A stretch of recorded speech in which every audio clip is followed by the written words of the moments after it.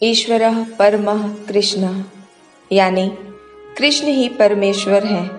कहते हैं परमेश्वर की बस एक ही भाषा है, प्रेम। और कृष्ण परमेश्वर का वह रूप है जिनका सारा जीवन प्रेम की एक महालीला है। उन्होंने सारे विश्व को प्रेम का अमर संदेश दिया और ये रसधारा जिस धरती से आरंभ हुई वह है ब्रज। और ब्रज की इस भूमि में जो सबसे पावन स्थान है वह है मथुरा, जिसे भगवान श्री कृष्ण की जन्मस्थली होने का गौरव प्राप्त हुआ। मथुरा हिंदू धर्म के सबसे पवित्र स्थानों में से एक है, जहां लाखों श्रद्धालु अपने आराध्य श्री कृष्ण के दर्शनों के लिए आते हैं।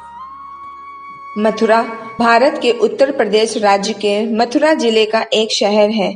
मथुरा भारतीय संस्कृति एवं सभ्यता का केंद्र है। आज भी महाकवि सूरदास, संगीत के आचार्य स्वामी हरिदास, स्वामी दयानंद के गुरु स्वामी विरजानंद, कवि रसखान आदि से इस नगरी का नाम जुड़ा हुआ है। पुराणों के अनुसार मथुरा राजा शूरसेन की राजधानी थी। पौराणिक साहित्य में मथुरा को अनेक नामों से संबोधित किया गया है। शूरसेन नगरी, मधुपुरी, मधुनगरी, मथुरा आदि। यह यमुना नदी के किनारे बसा हुआ है। मथुरा के चारों ओर शिव मंदिर हैं। चारों दिशाओं में स्थित होने के कारण भगवान शिव को मथुरा का कोतवाल कहा जाता है। द्वापर युग में भगवान श्री कृष्ण ने ब्रज में अनेक लीलाएं की थी। यह धरती भगवान के उन पलों की साक्षी है। यहाँ की मिट्टी का स्पर्श साक्षात परमेश्वर के स्पर्श जैसा है। ब्रज धाम में आज हम श्री कृष्ण जन्मभूमि और अन्य स्थानों के दर्शन करेंगे। सबसे पहले हम उस मंदिर के दर्शन करते हैं जहाँ के कारागार में भगवान श्री कृष्ण का जन्म हुआ था। प्रसिद्ध कृष्ण जन्मभूमि मंदिर हिंदुओं के पूजन के लिए पावन भूमि मानी जाती है। यही मंदिर परिसर के अंदर एक कारागार जैसी संरचना है और ऐसा माना जाता है कि भगवान का जन्म यहीं हुआ था। आज भी जन्माष्टमी के दिन लाखों श्रद्धालु अपने इष्ट के दर्शन के लिए यहाँ आते हैं। कहते हैं कंस ने आकाशवाणी के भय से श्री कृष्ण के माता पिता वासुदेव और देवकी को कारागार में बंद कर दिया था तथा उनके 8वें पुत्र के वध का इंतजार करने लगा। कंस के कारागार में जन्म लेते ही वासुदेव ने श्री कृष्ण को यमुना पार अपने मित्र नंद के घर पहुंचा दिया। यहाँ श्री कृष्ण का बचपन ग्वालों और गायों के बीच बीता। उन्होंने बचपन में ही कई राक्षसों का वध किया। यहीं यमुना नदी में काली दह में उन्होंने कालिया नाग का मर्दन किया। पूतना का संहार कर उन्होंने उसे राक्षस योनि से मुक्त कर दिया। यशोदा मैया ने जब उन्हें बालहट से परेशान होकर ओखल से बांध दिया तो उन्होंने ओखल से 2 वृक्ष गिराकर नारद के श्राप से वृक्ष बने हुए कुबेर के पुत्रों को शाप मुक्त किया। ब्रज की भूमि ने श्री कृष्ण के बचपन को निकट से देखा है। यहीं ब्रह्मांड घाट पर श्री कृष्ण ने बलराम के साथ खेलते हुए मिट्टी खा ली थी। यशोदा मैया के कहने पर जब श्री कृष्ण ने मुंह खोला तो यशोदा मैया को उनके मुख के अंदर समस्त ब्रह्मांड के दर्शन हो गए। आज भी ब्रह्मांड मंदिर में ब्रज की मिट्टी का प्रसाद मिलता है। ब्रज भूमि 84 कोस में फैली हुई है। ब्रज के 84 कोस मनुष्य को 84 लाख योनियों से मुक्त करके मोक्ष प्रदान करते हैं। कंस को कृष्ण के जन्म का पता लगते ही वो उन्हें मारने के लिए बार बार राक्षस भेजने लगा। नंद बाबा को आभास हुआ कि गोकुल कृष्ण के लिए सुरक्षित नहीं है।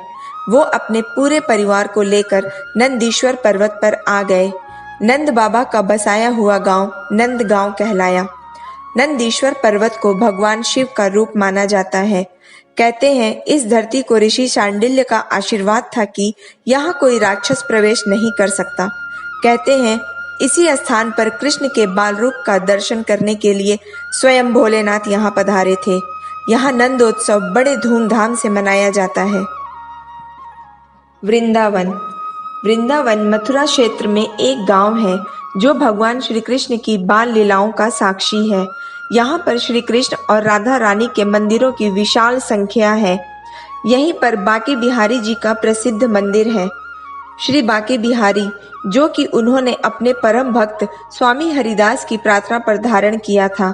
कहते हैं स्वामी हरिदास भगवान श्री कृष्ण के अदृश्य रूप की आराधना करते थे और जब उन्होंने भगवान को साकार रूप में पाना चाहा तो भगवान बांके बिहारी के रूप में प्रकट हो गए। इस मंदिर में राजस्थानी शैली की बेहतरीन नक्काशी की गई है। श्री कृष्ण प्रकृति के उपासक हैं।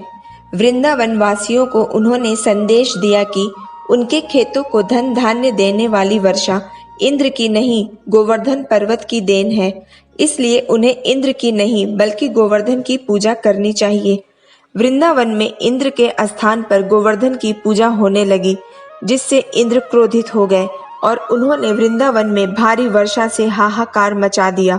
इंद्र के प्रकोप से रक्षा करने के लिए श्री कृष्ण ने गोवर्धन को अपनी उंगली पर उठा लिया और पूरे 7 दिन तक वृंदावन वासियों को पर्वत के नीचे शरण दी। तब इंद्र ने श्री कृष्ण से क्षमा मांगी। यहाँ गोवर्धन की परिक्रमा का महत्व है। इस परिक्रमा के मार्ग पर राधा कृष्ण के प्रेम का साक्षी कुसुम सरोवर है। कहते हैं कुसुम सरोवर के तट पर ही राधा कृष्ण मिलते थे। ऐसी मान्यता है कि राधा जी इसी सरोवर के पुष्प श्री कृष्ण को भेंट करती थी। मानसी गंगा सरोवर। कहते हैं श्री कृष्ण ने अपने मन की शक्ति से गंगा मैया को ब्रज की धरती पर बुला लिया था। गंगा मैया का ये रूप भगवान श्री कृष्ण की मन की शक्ति से प्रकट हुआ था, इसलिए इस सरोवर का नाम मानसी गंगा पड़ा। कहते हैं नंद बाबा और यशोदा की गंगा स्नान की इच्छा पूर्ण करने के लिए श्री कृष्ण ने मानसी गंगा को प्रकट किया था। गोवर्धन परिक्रमा में कृष्ण के ऐसे ही अनगिनत रूपों के दर्शन होते हैं और ये परिक्रमा मुखार बिंद पर आकर पूर्ण हो जाती है। गोवर्धन पर्वत भगवान श्री कृष्ण का शरीर है और मुखार बिंद वो स्थान जिसे कृष्ण का मुख माना जाता है। कहते हैं इसी स्थान पर खड़े होकर भगवान ने गोवर्धन को अपनी उंगली पर उठाया था।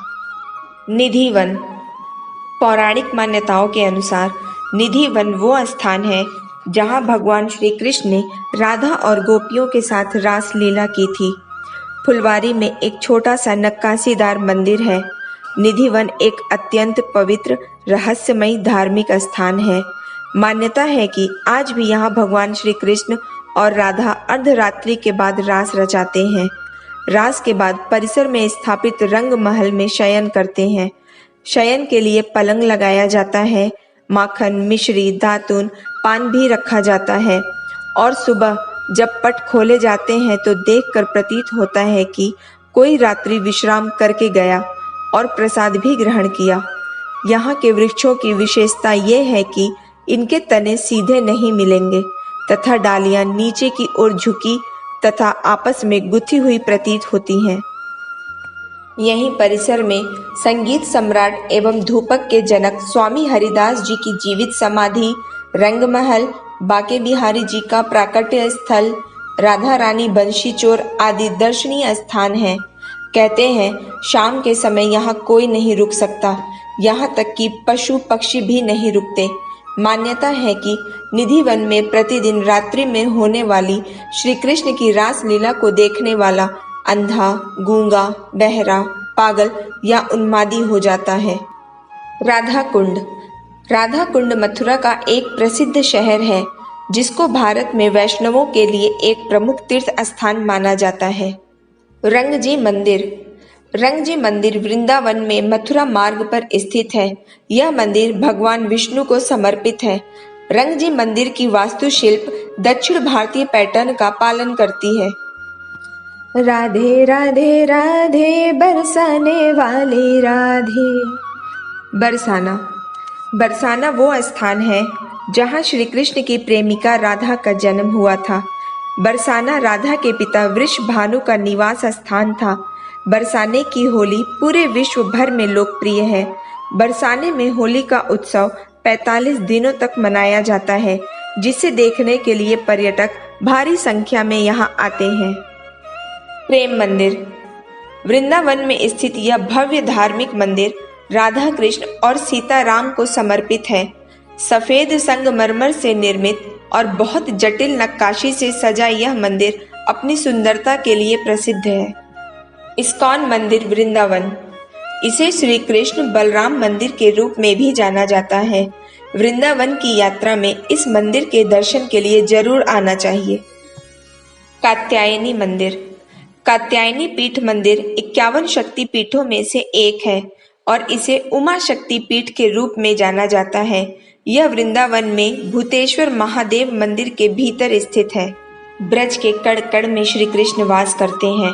84 कोस की इस पावन भूमि पर असंख्य मंदिर बने हुए हैं, जहां आपको परमेश्वर के साक्षात दर्शन करने का सौभाग्य मिलता है। मथुरा में जन्म भूमि के बाद देखने के लिए और भी दर्शनीय स्थल हैं, जैसे विश्राम घाट की ओर जाने वाले रास्ते पर द्वारकाधीश का प्राचीन मंदिर, विश्राम घाट, पागल बाबा का मंदिर, यमुना नदी के अन्य घाट, कंस का किला, योग माया का स्थान, बलदाऊ जी का मंदिर, भक्त ध्रुव की तपोस्थली, रमण रेती आदि। जहाँ यमुना की लहरों में बंसी के सुर बहते हों, गोवर्धन के कण कण में भगवान के पग चिन्ह हो, जहाँ के निधि वन में परमेश्वर आज भी रास रचाते हो, जहाँ बरसाने की होली में मनुष्य का तन ही नहीं बल्कि आत्मा भी भक्ति के रंग में रंग जाती हो, जहाँ वृंदावन के गलियों में आज भी माखन चोर के दर्शन होते हो, ऐसी ब्रजभूमि को हमारा शत शत नमन। मोक्ष की इस यात्रा में हमारे साथ बने रहिए और विश्वास कीजिए, कोई भी भक्ति, शक्ति, आस्था या आराधना प्रेम से बढ़कर नहीं। प्रेम ही सबसे बड़ी भक्ति और शक्ति है, जिससे रीझकर भक्त वत्सल भगवान भी वशीभूत हो जाते हैं और अपने प्रेमी को सर्वस्व प्रदान कर देते हैं। धन्यवाद।